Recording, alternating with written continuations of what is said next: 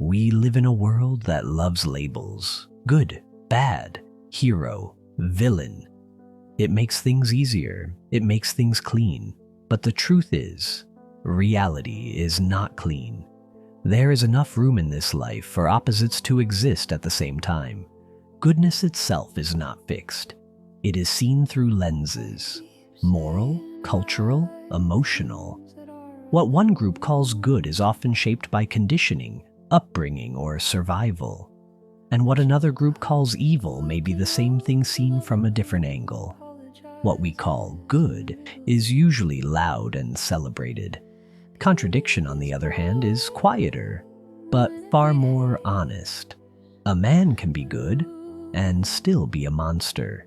He can be loved by many and feared by others. He can save one group and destroy another. He can be praised as a hero and cursed as a tyrant, both at the same time.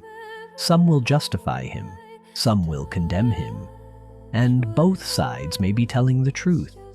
So when we say, this person is good, or this person is bad, what we're really doing is overgeneralizing. We assume character is linear. It's not. Human beings are not linear creatures. Character is shaped by consciousness, and consciousness is complex. It bends, it adapts, it contradicts itself. It expresses different faces depending on circumstance.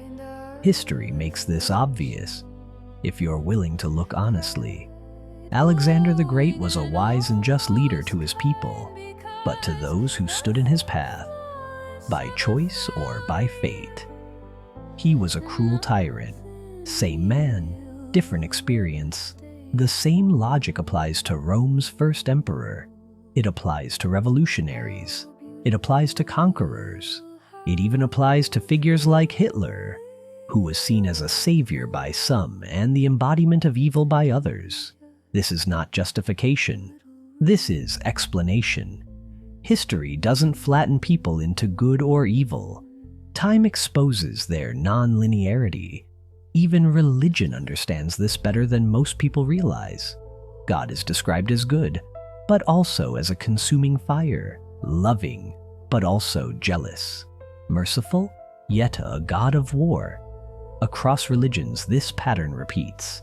And I think this is one of the core qualities of divinity itself. Transcendence, not contradiction in the cheap sense, but paradox. The first and the last, the beginning and the end, the Father and the Son, not logical errors, expressions of depth. There's a famous argument that goes like this: if God is all-powerful, he cannot be all good. If God is all good, he cannot be all-powerful. But this argument assumes something flawed, that goodness, power, and emotion are singular and simple. They're not. Emotions are not one-dimensional. One thing can express itself in different forms and still remain the same thing. Love can protect, and love can destroy. Justice can heal, and justice can harm. Meaning doesn't collapse just because it has multiple expressions. The Tao understood this long before modern philosophy tried to name it. The one gives birth to two. Two gives birth to three. Three gives birth to all things. Unity gives rise to duality. Duality gives rise to complexity. And complexity gives rise to everything we see. Humans are no different. By nature, we are capable of expressing many forms of emotion, many versions of ourselves. But we don't always allow it, often because we're afraid of being misunderstood. So instead we suppress, we filter, we perform. Yet subconsciously, the truth still leaks out.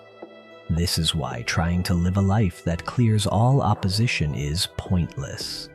What gives your life meaning may look noble to one person and offensive to another. And that's not a flaw. That's reality.